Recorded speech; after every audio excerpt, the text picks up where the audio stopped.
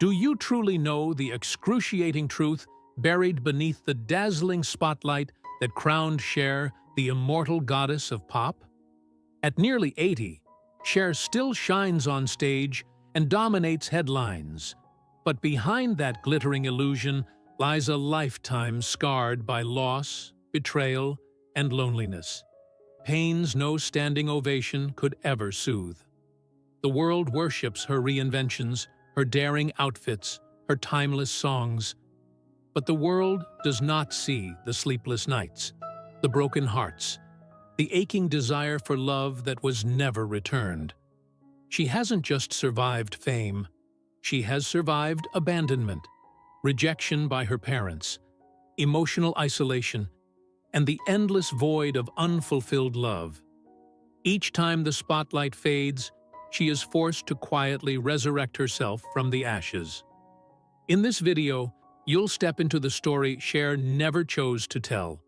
Unhealed wounds, private sorrows, and truths buried beneath the makeup and glamour of showbiz. What you're about to discover may shatter the image you once believed to be true about a legend. Before we begin, we'd love to hear from you. If you had to rate Cher on a scale from 0 to 100, what score would you give her? Your opinion truly matters. Cher's earliest memories weren't wrapped in lullabies or the warmth of a steady home. They were steeped in instability, silence, and the quiet ache of being forgotten. She was born into a world already falling apart. Her mother, Georgia Holt, was a dreamer working behind a donut counter in Fresno. Her father, John Sarkeesian, a handsome truck driver with charm that couldn't anchor a family. Their impulsive marriage in Nevada was over before Cher could say her first words. What remained was not a home, but fragments, a fading surname, a missing father, and a lineage of heartbreak no child should inherit. Though her father vanished from her daily life, his Armenian heritage lingered as the only thread connecting her to something permanent, a fragile tether in a life defined by transience. Georgia would marry 7 times, including 2 turns with Sarkeesian, each man bringing a new name, a new promise, and each one leaving behind only more instability. Cher's early years were not colored by laughter, but by transitions of places, men, and identities she was forced to accept as normal. At just 2 years old, life grew so cruel that Georgia placed her in a Catholic orphanage, not out of malice, but desperation. It is a devastating thought, a toddler left behind by a mother chasing survival.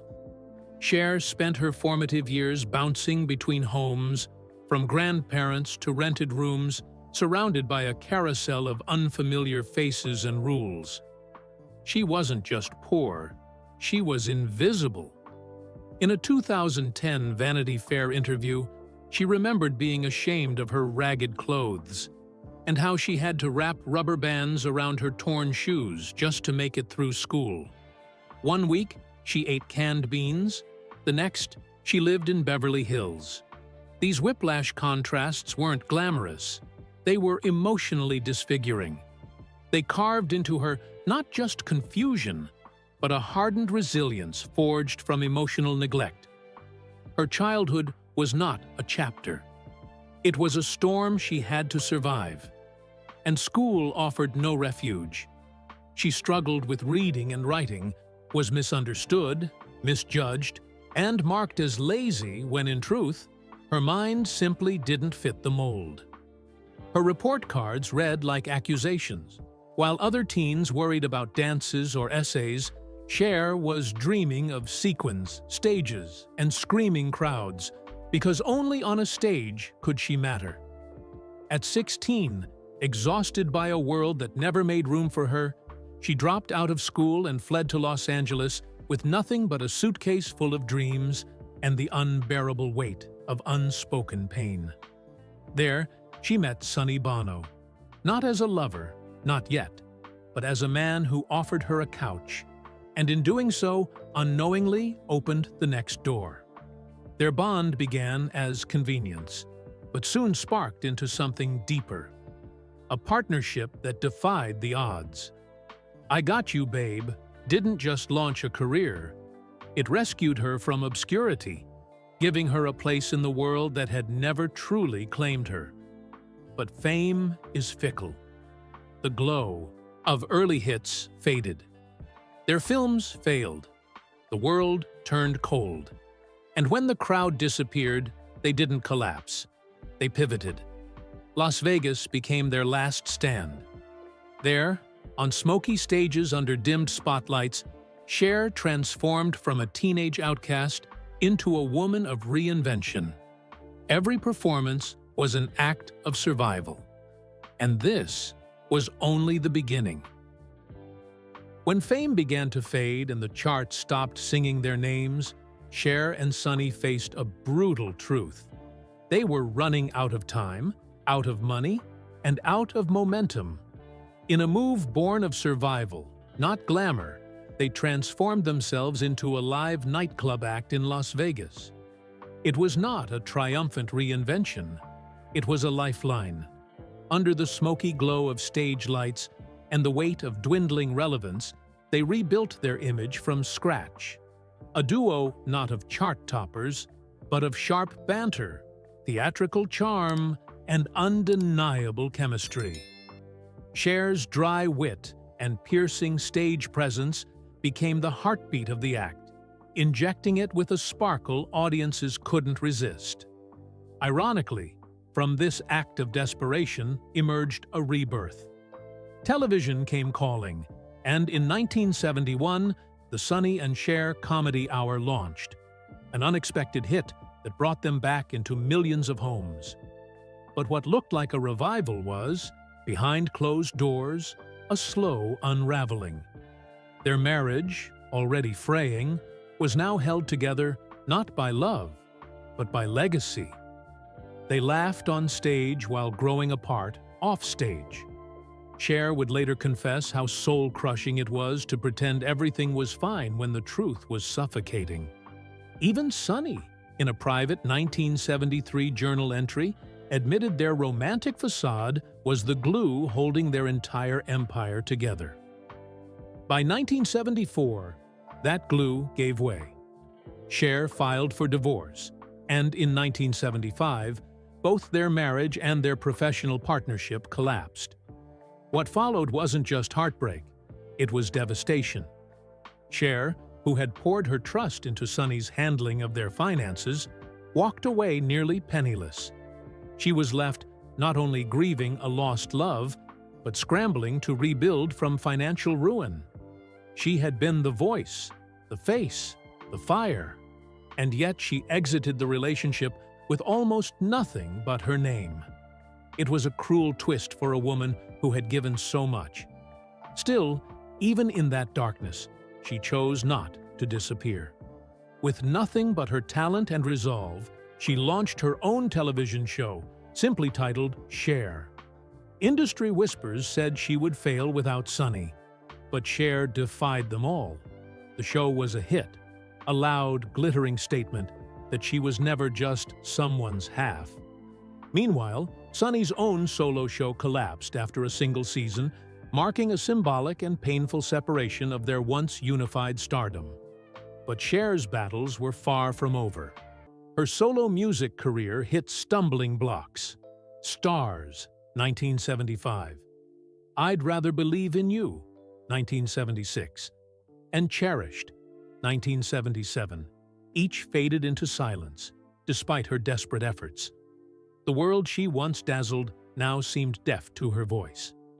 And then came Gregg Allman, a storm of a man with a heart as haunted as her own. Just 3 days after her divorce from Sonny was finalized, she married Gregg in a move that felt impulsive, but hopeful. It was, briefly, a spark in the dark.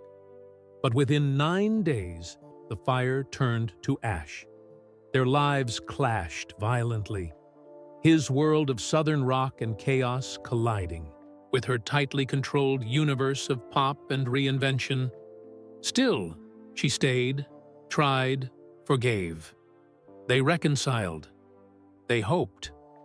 When Cher reunited with Sonny professionally in 1976, that fragile peace shattered once more. Greg filed for divorce, but fate wasn't finished with them yet. Cher discovered she was pregnant. Their son, Elijah Blue, became a flicker of purpose in a relationship dimmed by conflict. They tried again, but peace never came. In 1978, they parted for good. Years later, Cher would speak sparingly about that marriage, her words weighed down by memories too heavy for casual telling. "It was deep," she said, "but it was hard."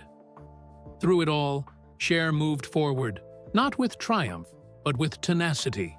She carried the sorrow like armor, refusing to be broken by it. This chapter in her life was not defined by romantic failure, but by relentless survival. She had risen once after losing love. Now, she rose again after losing belief. From the industry, from others, from herself. And yet, she did rise. Because that is what Cher has always done. In the late 1970s, as music trends shifted and the industry began to lose interest in the woman once crowned a pop phenomenon, Cher found herself standing at another uncertain crossroads. Refusing to be left behind, she took a daring leap, signing with Casablanca Records, the powerhouse label behind disco's golden age. For a woman whose soul had always leaned toward rock, embracing disco was not just a stylistic shift, it was a gamble, a compromise, and a risk. But Cher, ever the fighter, chose reinvention over resignation. The result was Take Me Home, a shimmering, sensual dive into disco's heart, bold and unapologetic. The title track struck gold. Drenched in glitter and groove, it gave her the hit she so desperately needed. Audiences reawakened to her power, this time cloaked in sequins and thumping bass lines. Yet beneath the dazzling lights, Cher remained that same woman who had once held her shoes together with rubber bands, fighting, adapting, surviving. Emboldened by that success, she tried again with Prisoner, a project meant to blend her disco success with deeper, more personal material. But the album faltered, caught between commercial demands and Cher's own yearning for honesty. It failed to chart, a cruel reminder that even rebirths come with growing pains. Still, she pressed on. In 1980, craving authenticity and stripped of pretense, she formed Black Rose, a rock band fueled by raw energy and grit. Finally, she stood not as a brand, but as a bandmate, sharing the stage with her partner, Les Dudek, unfiltered and fierce.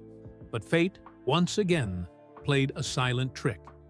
The album didn't bear her name. Fans missed it. Sales sank. The music faded before it could ignite. And by 1982, both the band and the romance were gone. But even in that silence, Cher never stopped listening for her voice. She kept moving, reshaping, refusing to dissolve. What came next was not just a pivot, but a resurrection. In 1983, when most had stopped watching, Cher chose the most terrifying thing imaginable: to begin again from the bottom, in an industry where her name meant little. Acting wasn't a vanity project. It was a lifeline. In Silkwood, alongside Meryl Streep and Kurt Russell, Cher vanished into the role of Dolly Pellicker, a quiet, wounded woman, so different from the glamorous icon the world thought it knew. Her performance was raw and riveting. It earned her a Golden Globe and an Oscar nomination, but more than that, it earned her respect. For the first time, the world saw not a costume, not a hit song, but a soul. Over the next few years, she built herself brick by brick, with roles in Mask, Suspect, and beyond, films that tested her range and revealed her depth. And then came 1987. Moonstruck, a love story wrapped in grief, humor, and destiny. As Loretta Castorini, Cher was luminous, vulnerable yet strong, ordinary yet unforgettable. She wasn't playing a role, she was revealing herself. And when she held that Academy Award for Best Actress, it wasn't just a trophy, it was a declaration that she had not only survived the noise, but transcended it. That after every fall, every reinvention, Cher did not just return, she rose. It represented far more than a golden statue. It stood as a resounding declaration. A woman who had for years been underestimated, dismissed, and bound by the narrative of her past had now emerged as one of the most respected and celebrated actresses of her generation. This wasn't just a victory, it was a transformation. It was the culmination of years of quiet endurance, personal reinvention, and unwavering perseverance. She had begun again from the ground up, and this time she had soared. This was the same girl who once sat in classrooms feeling like she didn't belong. The same young woman who had to bind her shoes with rubber bands just to get through school. The same performer who was told she couldn't survive without her male partner by her side. And now, there she was, standing tall atop the peak of Hollywood acclaim, entirely on her own. But just as she reached the summit of her acting career, with trophies, praise, and groundbreaking roles reaffirming her artistic range, life dealt another unexpected hand. While working on The Witches of Eastwick in 1987, Cher began to experience troubling symptoms. At first, it was only a touch of fatigue. But soon, those warning signs intensified into something far more serious. What began as simple exhaustion became the onset of a chronic illness that would alter the course of her life for years to come. Though long admired for her vitality and stamina, Cher suddenly found herself weakened by a debilitating virus, one that drained her physically and emotionally. The damage it caused wasn't visible to the public eye, but it was profound.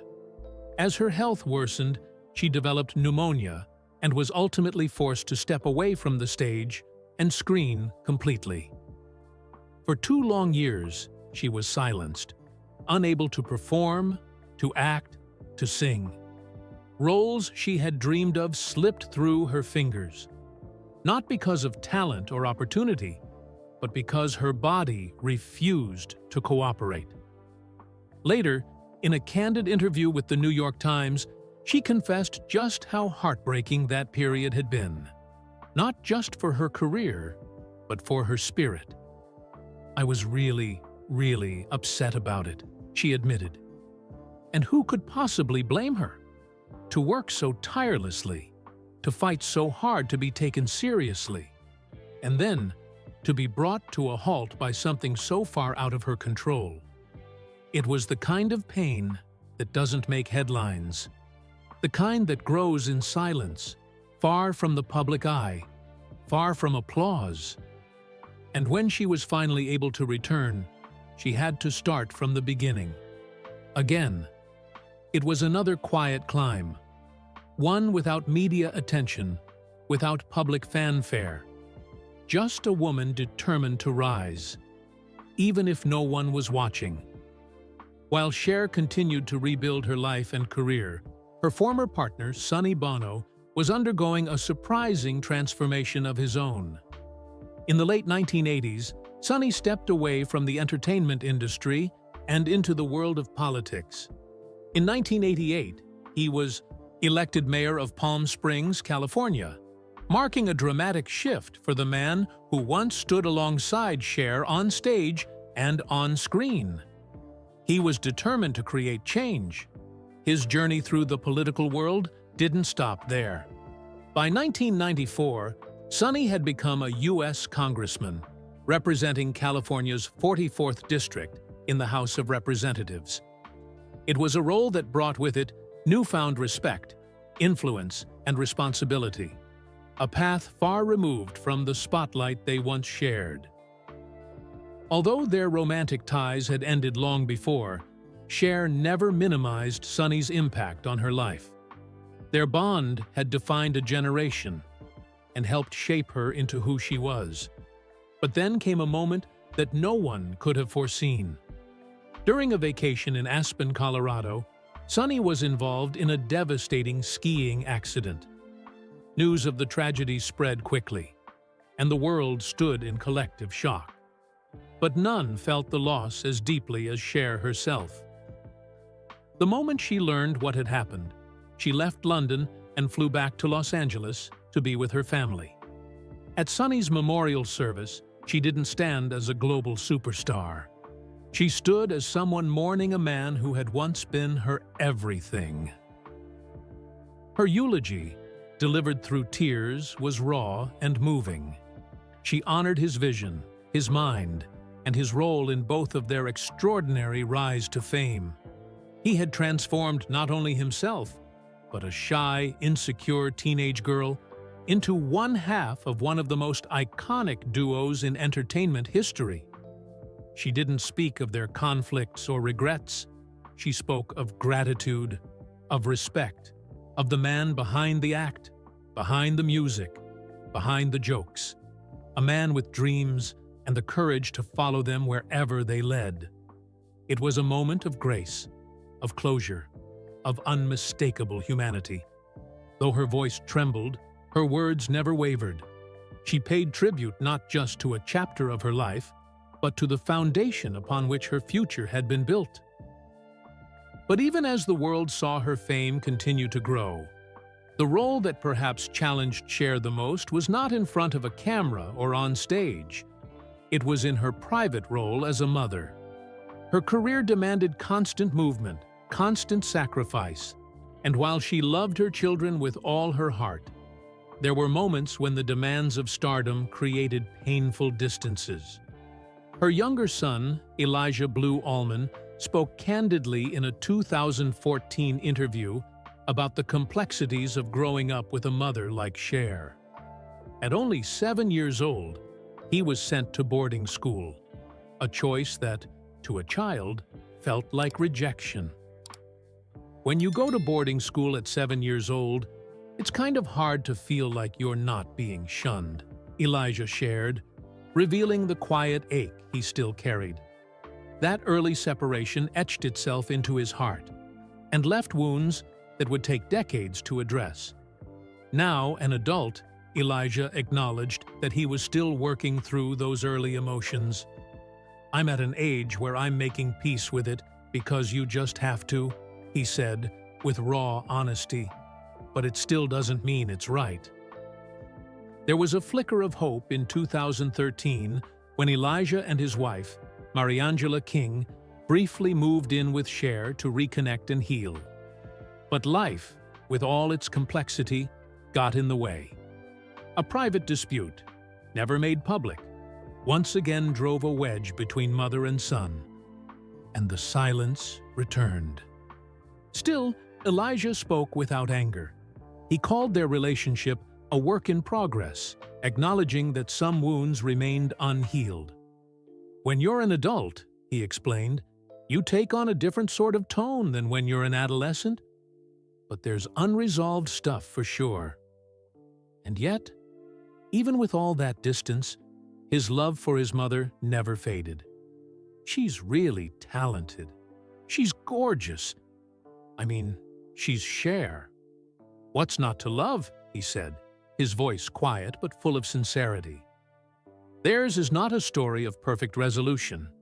It's one of realism, of two people navigating shadows left by fame, time, and the deep, imperfect bond between a mother and her child. Cher's path as a mother was never traditional. Her life moved too fast, her orbit too wide. But her love remained, through guilt, through healing, through absence, and return. Her first child with Sonny Bono, born Chastity Son Bono, would later embark on a life-altering journey of their own.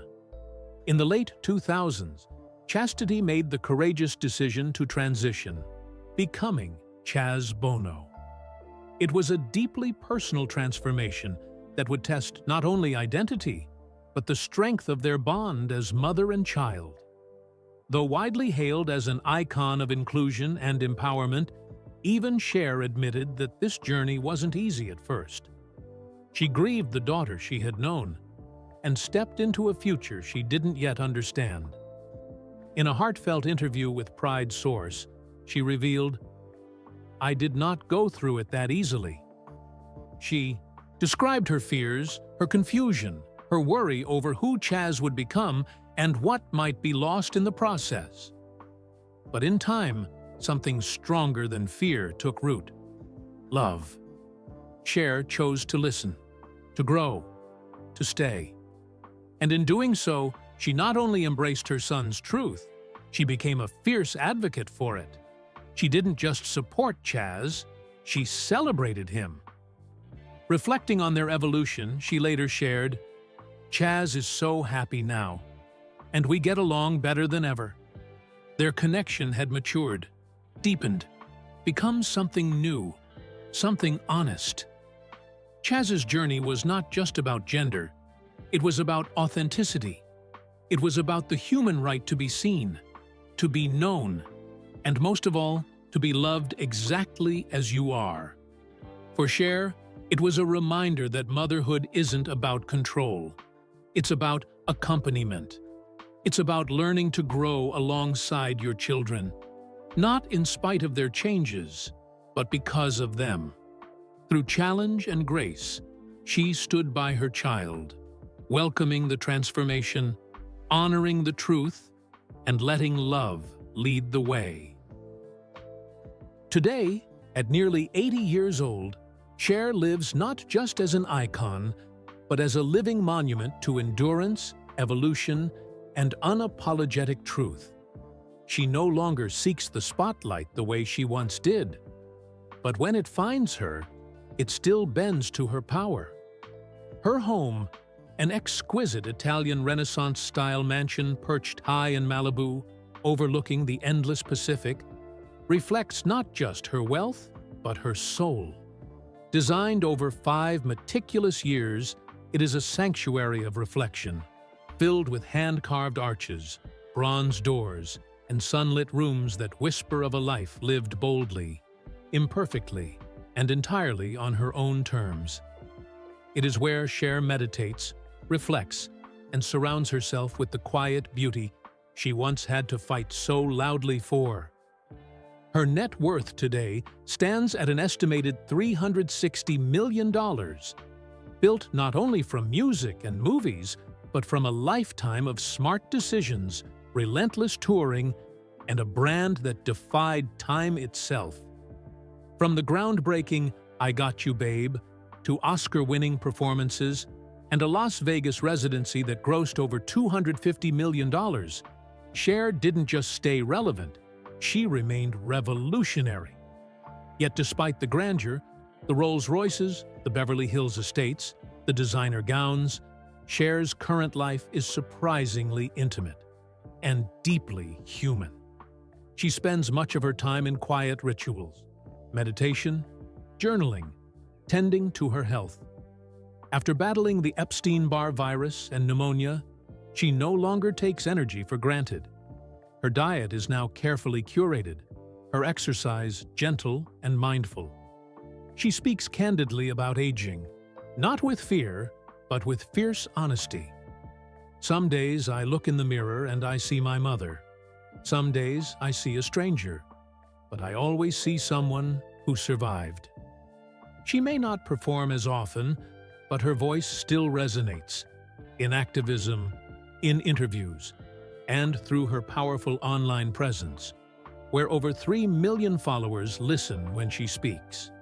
She remains a steadfast advocate for the LGBTQ+ community and proudly stands beside her son, Chaz Bono, whose transition she embraced with raw vulnerability and unconditional love. Her other son, Elijah, remains a part of her evolving story as well, a relationship marked by complexity, distance, and deep attempts to heal. Motherhood, like fame, has not come easily to her, but it has carved her with truth. Cher has outlived trends, partners, critics, and even her own expectations. She is not just still here, she is still becoming. Even now, she dreams, she creates, and she speaks out. And while there is no confirmation of a public farewell, she has hinted in recent interviews that she has already begun planning her legacy, carefully ensuring that her life's work, her music, her properties, her values will continue long after she is gone. Because Cher has never been just a performer. She is a protector of stories, a breaker of molds, a reminder that you can be both soft and unshakable, vulnerable and invincible. She walks slower now, appears in public less, but her presence is no less potent. Whether she's watching the sunset from her Malibu balcony or gently encouraging a new artist from afar, Cher remains. Undeniably Cher. Her beauty today is not in the contour of her cheekbones or the height of her heels. It is in her defiance, in her willingness to age on her own terms, to grieve openly, to love again, to say what so many still fear. That strength, that fire. That is the real legacy of Cher. So if her voice ever lifted you when you felt unseen, if her story reminded you that it's never too late to begin again, if her fire gave you warmth in your darkest hour, tell us, what does Cher mean to you? Which moment in her journey still echoes in your heart? Leave your tribute below, and let's honor not just the music, the gowns, the applause, but the woman who refused to disappear and taught us all to rise.